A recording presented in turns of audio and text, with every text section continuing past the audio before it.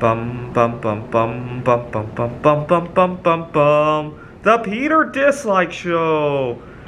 Bum bum bum bum bum bum bum. Oh, happy first day of winter. It's also the 125th anniversary of Mary Curie discovering radium-226. I might think about working with. I recently discovered that you can't really legally buy uranium metal, but you can buy uranium ore, and it's not that hard to isolate the uranium from it. I mean, as in, like, just mixed uranium. Obviously, trying to enrich it is a whole other story, but it's not hard to isolate some uranium metal from it, and I hope to pour some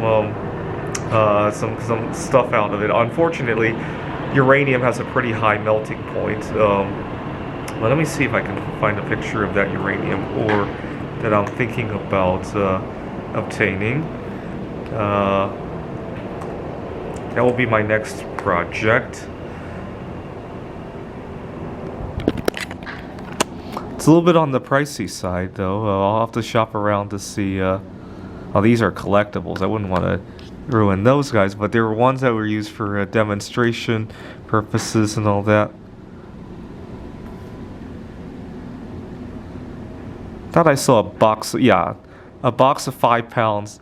A little bit on the pricey side, but depending on the percentage you can get of uranium out of that, might be able to do something interesting out of it. And the other big project in my life right now is that I got a hold of the people running the New York Backgammon Open, and we're talking about a man versus machine event. I have currently the #1 AI for the game of backgammon. Obviously, it floats around. Right? Me and XG are kind of neck and neck, but unfortunately, XG hasn't been wanting to go to the Computer Olympiad as of late. I've been kind of unofficially testing my program against XG from time to time to see. I don't think he's updating it anymore, though. That's the thing.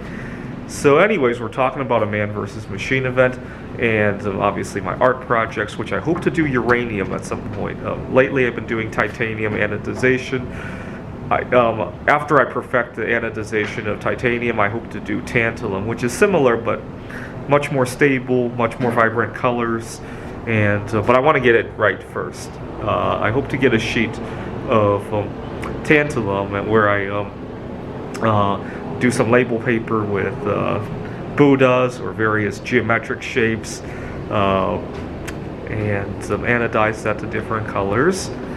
I want you to continue to pray for me by leaving a dislike on this video. Either one of these projects has the potential of hitting it big. And the reason I want to hit it big is because I had a very stressful semester. I'm a professor, and I had a stressful semester with, I got a couple students who had special needs, which is great. I really love taking care of that. But I bit off way more than I could chew. I was teaching 4 classes. I was looking for gig work online as well. And unfortunately, on a number of occasions, I blew a huge mental fuse, if you will, with what's going on. Now, what would I do if I started making millions of dollars every year on my art projects or on the Corona Gammon? My backgammon AI is nicknamed Corona Gammon because I started writing it when we were locked down and we couldn't do anything else. And what would I do if I started making millions a year on that? No, I wouldn't quit my job here at GCU. What's much more likely to happen is I would do my job, but I would live a whole lot closer. I would have a lot of things taken care of for me, like I could eat out every day. I wouldn't have to worry about a lot of other stuff, right? And so that's why I want you to pray for me that these things take off. See, a lot of people probably in their mind worry that I might leave GCU if it all takes off. No, I won't. I'll be doing it so much better, right? And the other thing that's what else? The other thing that would be immensely helpful is if I could find a life partner that we could share the load with, right?